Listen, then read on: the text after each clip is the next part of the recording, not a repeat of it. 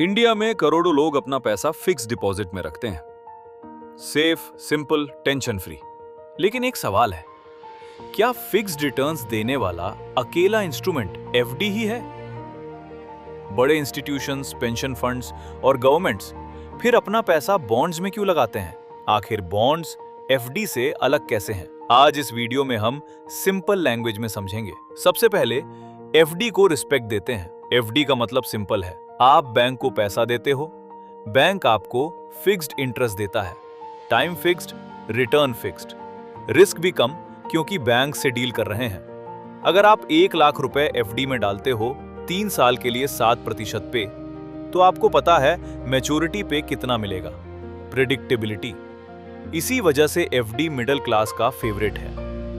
अब जानते हैं कि बॉन्ड होता क्या है। बॉन्ड भी असल में उधार ही है, पर डिफरेंस ये है, एफडी में आप बैंक को पैसा देते हो और बैंक वो पैसा किसी और को लोन देके रिटर्न्स अर्न करता है।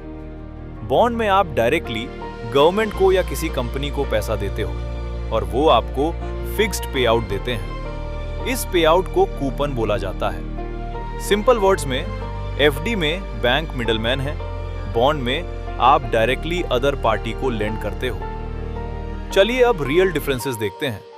एफडी होता है सिंपल डिपॉजिट, नॉन ट्रेडेबल, जबकि बॉन्ड एक लीगल सिक्योरिटी होती है, मार्केट में खरीदी बेची जा सकती है।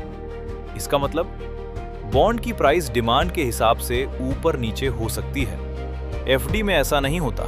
रिटर्न्स का नेचर भी जान लीजिए। एफडी में रिटर्न्स फिक्स्ड एंड लॉक्ड होते हैं, आपको वही मिलेगा जो स्टार्ट में डिसाइड हुआ। बॉन्ड रिटर्न फिक्स्ड होता है, लेकिन अगर आप बीच में सेल करते हो, प्राइस चेंज हो सकती है, इसलिए बॉन्ड्स में थोड़ा मार्केट डायनामिक्स आता है।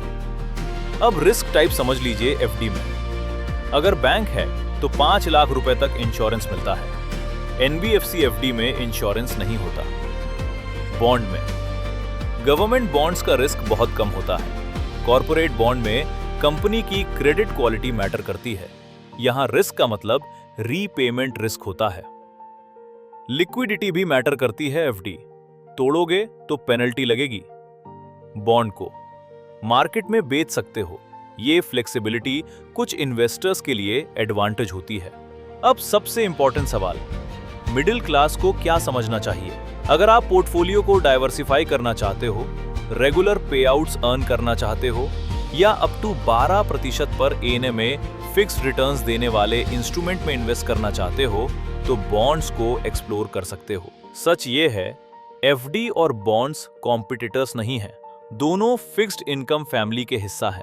लेकिन डिफरेंस समझना जरूरी है, क्योंकि जब तक आप डिफरेंस नहीं समझेंगे, आप चॉइस नहीं कर पाओगे। और इन्वेस्टिंग में सबसे इंपॉर्टेंट चीज है चॉइस, क्लैरिटी और अंडरस्टैंडिंग। ये वीडियो इसी क्लैरिटी के लिए बनाया गया है। अगर आप चाहते हैं हम अगले वीडियो में गवर्नमेंट बॉन्ड्स और कॉर्पोरेट बॉन्ड्स का सिंपल डिफरेंस समझाएं, तो कमेंट में जरूर बताएं। मनी मैटर्स, समझ के इन्वेस्ट करो। Fixed returns do not constitute guaranteed or assured returns.